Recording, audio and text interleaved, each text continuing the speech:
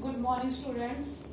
जो chapter number 9 आप लोगों का अंतर्राष्ट्रीय व्यापार, इसके हम लोग सेकेंड वीडियो तैयार कर रहे हैं। ठीक है, फर्स्ट वीडियो जिसमें हम लोगों ने व्यापार, अंतर्राष्ट्रीय व्यापार, वो राष्ट्रीय लेवल का और अंतर्राष्ट्रीय लेवल का क्या होता है, कैसा होता है, ये सारी चीजें हम लोग फर्स्ट वाली वीडियो में पढ़ चुके हैं। आज हम पढ़ेंगे एक बहुत ही मोस्ट इम्पोर्टेंट टॉपिक है, अंतर्राष्ट्रीय व्यापार के आधार। अंतर्राष्ट्रीय व्यापार के आधार बेटा आप लोगों के ये 5 नंबर का क्वेश्चन आता है एग्जाम में, डायरेक्ट 5 नंबर का। कम चांसेस रहते हैं कि इन पांचों के किसी एक पोर्शन को, 2 पोर्शन को पूछ ले वो, नहीं तो एग्जाम्पल के तौर पर अगर आप लोग उठा के देखते हो पिछले 10 ईयर एग्जाम, तो उन सभी पेपरों में आप लोगों को ये वाला क्वेश्चन डायरेक्ट 5 नंबर में नजर आएगा। ठीक है, इसलिए बहुत ध्यान से पढ़ना है, इसको बहुत शांति से देखना है। देखिएगा बेटा, अंतर्राष्ट्रीय व्यापार के 5 आधार माने जाते हैं। 5 आधारों में पहला आधार है राष्ट्रीय संसाधनों में भिन्नता, सेकंड आप लोगों का जनसंख्या कारक, थर्ड आप लोगों का आर्थिक विकास की प्रावस्था, ठीक है, चौथा है विदेशी निवेश की सीमा और 5वां है परिवहन। ठीक है, यानी ये आप लोगों के 5 आधार हैं जिन आधारों पर आपका अंतर्राष्ट्रीय व्यापार होता है। ओके, अब हम इनको एक एक करके डिटेल से पढ़ना शुरू करते हैं। जैसे कि बेटा पहला तुम्हारा है राष्ट्रीय संसाधनों में भिन्नता, यानी विभिन्न राष्ट्रों में, विभिन्न देशों में अलग अलग संसाधन पाए जाते हैं। बहुत सारे संसाधन आप लोगों के संसाधनों में भिन्नता है। ठीक है, इसको हम लोगों ने 3 पॉइंट पकड़ के इसको बहुत अच्छे से समझना है। जैसे कि फर्स्ट है आपका भौगोलिक संरचना। भौगोलिक यानी भूगोल की संरचना यानी कि बनावट, आपकी जमीन की बनावट। आपके अलग अलग देशों में अलग अलग तरह की बनावट है। किसी देश में मैदानी इलाके काफी ज्यादा हैं, किसी देश में आप लोगों के पठार ज्यादा हैं, किसी में पर्वत ज्यादा हैं, कोई द्वीपीय देश है, ठीक है, कोई प्राय द्वीपीय देश है। तो बेटा जिस तरह की उसकी भौगोलिक स्थिति होती है उसी तरह के वहां पर संसाधन पाए जाते हैं। और कोई ऐसा संपन्न नहीं है, कोई देश ऐसा संपन्न है जिसके पास सारी चीजें एक ही देश में मिले। तो जरूरी हो गया है कि सभी देश आपस में उन संसाधनों को ले जो उनके देश में नहीं पाई जाती, और जो उनके देश में पाई जाती है और वो और देशों में नहीं पाई जाती, तो वो संसाधन वो औरों तक पहुंचाते हैं। ठीक है, तो आप लोगों के मोस्ट इम्पोर्टेंट पार्ट आपकी भौगोलिक संरचना है, जो ना हमारे हाथ में ना तुम्हारे हाथ में है। जैसी प्रकृति की रचना हो चुकी है उसी आधार पर आप लोगों के संसाधन पाए जाते हैं। इसके बाद आता है बेटा तुम्हारा खनिज। खनिज भी वही बात दोबारा से फिर मैं दोहराऊंगी कि सभी देशों में एक जैसे खनिज नहीं है। किसी देश में कोई एक पर्टिकुलर खनिज ज्यादा है, किसी और देश में कोई दूसरा खनिज ज्यादा है। एग्जाम्पल के तौर पर अगर मैं कहूँ तो भारत में कोयला काफी बड़ी मात्रा में है, भारत में लोह अयस्क बड़ी मात्रा में है। लेकिन अगर मैं बात करूं इराक की, सऊदी अरब की, तो यहाँ पर तेल बहुत ज्यादा है। हमारे यहाँ पानी ठीक ठाक है, सही हालत में है, लेकिन आपके सऊदी अरब में, इराक में पानी की किल्लत है। ठीक है, तो भाई जरूरी है कि जिन चीजों की हमें जरूरत है हम उसे मंगाएं, और जो और देशों को जिन जिन चीजों की जरूरत है उन्हें वहां तक पहुंचाएं। ठीक है, और तीसरा आता है बेटा जलवायु। हर देश की जलवायु एक जैसी नहीं है। ये भारतीयों का सौभाग्य है, ये भारतीयों का सौभाग्य है कि उनके एक कंट्री के अंदर इतनी तरह की जलवायु, आप लोग एक साल में 6 तरह की जलवायु झेल जाते हो और आगे निकल जाते हो। यानी कि इतनी ज्यादा भिन्नता जलवायु में इसलिए है क्योंकि आप लोगों का देश कुछ ऐसी स्थिति पर बसा और बना हुआ है। ये जरूरी नहीं कि भारत में इतना सब कुछ बढ़िया है तो सभी देशों में होगा। ठीक है, तो जलवायु के हिसाब से भी विभिन्न देशों में विभिन्न तरह के संसाधन और खनिज वगैरह निर्मित होते हैं। ठीक है, इसीलिए भी आप लोगों के जो राष्ट्रीय व्यापार, अंतर्राष्ट्रीय व्यापार है उसमें भिन्नता पाई ही जाती है। ओके, इसके बाद जनसंख्या कारक आता है बेटा। जनसंख्या कारक में 2 पॉइंट हम क्लियर करेंगे, सांस्कृतिक कारक और जनसंख्या का आकार। ठीक है, सांस्कृतिक कारक की बात यही करेंगे कि किसी भी देश की जनसंख्या है, सारे देशों की जनसंख्या एक चीज को बहुत मैटर करती है कि वहां की संस्कृति कैसी है। ठीक है, अगर किसी देश की संस्कृति बेहद पॉपुलर है, किसी देश की संस्कृति बेहद आकर्षक है, तो वो सभी को अपनी तरफ आकर्षित करेगी और वो अंतर्राष्ट्रीय व्यापार में अपना एक अलग योगदान भी देगी। ठीक वैसे ही जैसे चीन से बन के आने वाले चीनी बर्तन, ठीक है, या फिर आप लोगों की ईरान से बन के जो आते हैं शॉल वगैरह, कालीन, जैसे हम लोग जम्मू कश्मीर की भारत की बोलते हैं, वैसे ही आप लोगों के ईरान की जो कालीन है ये बेहद पॉपुलर है। इंटरनेशनल लेवल पर इनका व्यापार किया जाता है। ठीक है, तो संस्कृति की वजह से भी अंतर्राष्ट्रीय व्यापार होता है। ओके, नेक्स्ट है जनसंख्या का आकार। बिल्कुल सही है, बहुत इफेक्टिव है ये वाला क्वेश्चन। तो अगर किसी देश की जनसंख्या थोड़ी है तो वहां पर उत्पादित होने वाली वस्तुएं वहां पर कम खपत होगी। अब जो बचेंगे उन्हें वो दूसरे देशों में ही बेचेगा। ठीक है, लेकिन अगर जनसंख्या का आकार काफी बड़ा है जैसे भारत का है, इसमें कितना ही उत्पादन कर लो, बहुत बड़े लेवल पर उसकी खपत देश के अंदर ही हो जाती है, तो बाहर के देशों तक अंतर्राष्ट्रीय व्यापार थोड़ा कम किया जाता है।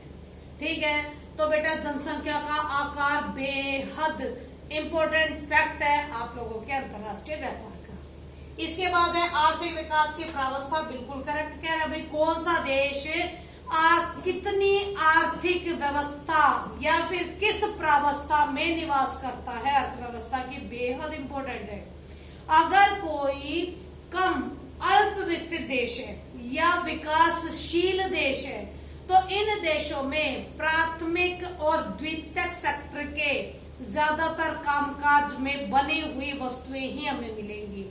या फिर जो कम विकसित है, बिल्कुल ही अल्प विकसित है, वहां पर आप लोगों के कच्चे पदार्थ ही ज्यादा बनेंगे और उनको जब हम दूसरे देशों में भेजेंगे, दूसरे देशों के साथ उनका व्यापार करेंगे तो उनका हमें जो पैसा होगा वो थोड़ा कम मिलेगा। ठीक है, या फिर अगर हम ज्यादा से ज्यादा सेवाएं बेचें या ज्यादा से ज्यादा थर्ड फोर्थ फिफ्थ सेक्टर के हम लोग बेचें चीजें तो 100% हमें फायदा ज्यादा होगा, जो कि ये फायदे सारे के सारे विकसित कंट्रियां कमा जाती है। ठीक है, तो अंतर्राष्ट्रीय व्यापार को प्रभावित करने वाले कारक या फिर अंतर्राष्ट्रीय व्यापार के मेन आधार में किसी भी देश की आर्थिक विकास की प्रावस्था बेहद महत्वपूर्ण मानी जाती है। इसका फोर्थ पॉइंट है बेटा विदेशी निवेश की सीमा, कि कौन सा देश कितना पैसा दूसरे देशों तक निवेश कर सकता है। ठीक है, क्योंकि बेहद जरूरी है कि हम लोग इस क्राइटेरिया में रहकर इतना कमाएं कि अपने आप की पूर्ति तो करे साथ में दूसरे देशों में भी पैसा लगाने के लिए बचा के रखे। ठीक है, तो विदेशी निवेश की प्रॉपर एक सीमा है। विकसित देश ज्यादा पैसा लगाते हैं, दूसरे देशों में ज्यादा निवेश करते हैं तो ज्यादा कमाते हैं। ठीक है, अल्प विकसित और विकासशील देश दूसरे देशों तक कम निवेश पहुंचा पाते हैं, इसीलिए कम ही फायदा कमा पाते हैं। ठीक है, तो ये आप लोगों के अंतर्राष्ट्रीय व्यापार का महत्वपूर्ण मुद्दा है। एक परिवहन है भाई, सीधी सी बात है, अंतर्राष्ट्रीय व्यापार आज के टाइम पे सफल क्यों है? क्योंकि परिवहन की व्यवस्था बेहद बढ़िया है। जो परिवहन है आप लोगों का, या परिवहन है हम लोगों का, या परिवहन है जो वर्ल्ड लेवल पे जो काम कर रहे हैं, अगर परिवहन नहीं है तो व्यापार नहीं है, क्योंकि चीजें इधर से उधर जाएंगी, वो हम लोग हाथों में तो उठा के लेके नहीं जाएंगे। परिवहन जितना सुगम होगा, जितना सरल होगा, जितना एक्टिव होगा, सक्रिय होगा, उतना ही अंतर्राष्ट्रीय व्यापार भी ज्यादा होगा।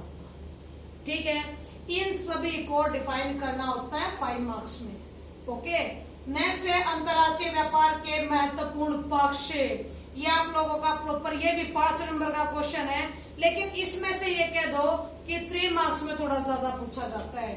3 मार्क्स में ज्यादा पूछा जाता है, या फिर कई बार आप लोगों के इनके एक अलग अलग से भी पूछ लेते हैं 1 मार्क्स में। तो आप लोगों को ये चारों पार्ट ही करने बेहद जरूरी है। जिसका फर्स्ट पार्ट है व्यापार का परिमाण। परिमाण बोला है मैंने, परिणाम नहीं बोला, परिमाण, यानी कि व्यापार की गई वस्तुओं का कुल मूल्य। सीधी सी बात है बेटा, जब परिमाण शब्द आ जाता है तो नाप तोल की व्यवस्था शुरू हो जाती है। ठीक है, कि किसी भी वस्तु का या सेवाओं का इनका टोटल जो तोल है वो आप लोगों का व्यापार का परिमाण कहलाएगा। लेकिन बेटा वस्तुओं को तो तोला जा सकता है, लेकिन सेवाओं को कैसे तोल सकते हैं? इसीलिए हमने इसकी एक सिंपल सी छोटी सी परिभाषा निकाली कि व्यापार की गई जो वस्तुएं हैं या जो सेवाएं हैं उनका कुल मूल्य व्यापार का परिमाण कहलाता है। ठीक है, क्योंकि हम लोग उसके मूल्य का आकलन तो कर ही सकते हैं, हम सेवाओं का तोल नहीं कर सकते लेकिन मूल्य का आकलन जरूर कर सकते हैं। ठीक है, इसलिए ये छोटी सी जो डेफिनेशन है ये आप लोगों के लिए परफेक्ट है। दूसरा है व्यापार संयोजन। व्यापार संयोजन, संयोजन यानी जैसे पहला था वो संयोजन होता होता आज आधुनिक समय में कहां तक पहुंच गया है। ये जब आपसे एग्जामिनर पूछता है तो आपको डायरेक्ट इसमें 3 बातें बखान करनी होती हैं कि पहले वाले समय में आप लोगों के प्राथमिक क्रियाओं से उत्पादित माल ज्यादा मार्केट तक पहुंचता था। ठीक है, तो प्राथमिक क्षेत्र में बने जो पदार्थ हैं उनका व्यापार किया जाता था। लेकिन धीरे धीरे करके जब हम लोग मध्यकालीन समय तक पहुंचे तो अब हम द्वितीयक क्षेत्र की तरफ बढ़े। अब वस्तुएं हमारी एक जगह से दूसरी जगह आने जाने लगी, उसका व्यापार होने लगा। लेकिन आज जो आधुनिक समय है, इस आधुनिक समय में हमारी वस्तुओं के साथ साथ सेवाओं का भी व्यापार होने लगा है। ठीक है, इसी को हम लोग व्यापार संयोजन के नाम से जानते हैं। तीसरा है बेटा व्यापार की दिशा, जिसमें आप लोगों को पता है कि पहले काफी पुराने समय में केवल यूरोप की कंट्रियां थी जो बेहद कमाती थी, सब पे राज करती थी, सबकी अर्थव्यवस्था को चूसती थी। ठीक है, धीरे धीरे करके अमेरिका आया, यानी अमेरिका और यूरोप का जो जोड़ था ये पूरे विश्व के लिए काफी घातक साबित हुआ। यानी इनकी अर्थव्यवस्था ऊपर चली गई और औरों की अर्थव्यवस्था नीचे की तरफ खिसकती चली गई। ठीक है, लेकिन इसी के साथ साथ फिर एक और देश उभर के आया जिसको हम जापान के नाम से जानते हैं। यानी यूरोप की कंट्रियां हुई, अमेरिका हुआ, जापान हुआ, ये कुछ ऐसी कंट्रियां जिन्होंने अपनी अर्थव्यवस्था को एक के बाद आगे बढ़ाया। यानी यूरोप की कंट्रियां यूरोप महाद्वीप के, यूएसए आपका उत्तरी अमेरिका का, फिर जापान आपका एशिया का। लेकिन बेटा जब आपके शीत युद्ध की समाप्ति होती है 1990 के दशक के बाद थोड़ी परिस्थितियां पलटती हैं। अब आपका भारत और चाइना जैसा देश व्यापार के लिए सर्व प्रमुख बनकर सामने आए हैं। ठीक है, बहुत सारे देश हैं जो इन देशों के साथ व्यापार करते हैं। ठीक है, इसके बाद लास्ट है बेटा व्यापार संतुलन। व्यापार संतुलन में आप लोग 2 चीजें पढ़ोगे, एक तो धनात्मक संतुलन, ठीक है, एक आप लोगों का ऋणात्मक संतुलन। जो धनात्मक संतुलन है उसमें आप लोग फायदा कमाओगे, लाभ कमाओगे, लेकिन ऋणात्मक में आप लोग हानि कमाओगे। ठीक, इसका प्रॉपर एक डेफिनेशन मैं बच्चों को पढ़ाती हूँ कि जब हम आयात ज्यादा करते हैं, आयात यानी दूसरे देश में भेजना, जब हम आयात ज्यादा करते हैं यानी ज्यादा चीजें बेचते हैं और मंगाते कम है, क्या गड़बड़ी कर रही बेटा? नहीं, गलत हो गया। आप लोगों को अगर हम निर्यात ज्यादा करते हैं, निर्यात का मीनिंग होता है बाहर भेजना और आयात का मीनिंग होता है अंदर मंगाना, देश के अंदर मंगाना। अगर हम बहुत बड़ी संख्या में चीजें या वस्तुएं विदेशों को बेचते हैं तो सीधी सी बात है कि हम लोग पैसा ज्यादा कमाते हैं। ठीक है, पैसा ज्यादा कमाते हैं। क्यों? क्योंकि हमने चीजें भेज ज्यादा दी और महंगाई कम है, तो जो यहाँ से यहाँ तक का एक्स्ट्रा पैसा बचा वो तो हमारे लाभ के रूप में हमारी जेब में डल गया। इसके अलावा इसको कहते हैं हम लोग धनात्मक या व्यापार संतुलन। एक होता है आप लोगों का ऋणात्मक कि हम लोग बाहर तो बहुत कम निर्यात कर रहे हैं, बहुत कम भेज रहे हैं हम बाहर, लेकिन बाहर से मंगा काफी बड़ी मात्रा में रहे हैं। क्यों? क्योंकि हमारे पास वो नहीं है। ठीक है, तो इसमें हम लोग देखो बेच कम रहे हैं, मंगा ज्यादा रहे हैं, तो इस वाले टाइम पीरियड में आप लोग हानि ज्यादा ले रहे हो। ये आप लोगों का ऋणात्मक व्यापार संतुलन कहलाता है। अब सीधी सी बात, इसको मैं छोटा सा एग्जांपल देती हूँ कि अगर मेरे पास कोई सामान है और मैंने वो 20 रुपए का बेच दिया, ठीक है। और मैंने मार्केट से अपनी जरूरत की चीज भी लेके आनी थी और मैं उसमें से 15 रुपए का अपना सामान ले आई, 5 रुपए मेरे पास एक्स्ट्रा बच गए, यानी जो 5 रुपए बचे वो मेरा लाभ है, यानी कि ये आपका धनात्मक व्यापार संतुलन है। लेकिन इसके अपोजिट एक और चीज कि अगर मैंने अपनी कोई भी सामान मैंने अपना 10 रुपए का बेच दिया, लेकिन जो मैं सामान लेके आ रही हूँ वो सामान मैं 20 रुपए का लेके आ रही हूँ, तो जो 10 रुपए है वो मेरी हानि है, ठीक है। तो ये आप लोगों के चारों पार्ट से बेटा आई होप ये आप लोगों को अच्छे से समझ में आया होगा। और बाई चांस अगर थोड़ा बहुत कहीं रह जाता है तो बेटा डायरेक्ट आप लोग कॉल करके मुझसे बातें कर सकते हैं। Thank you.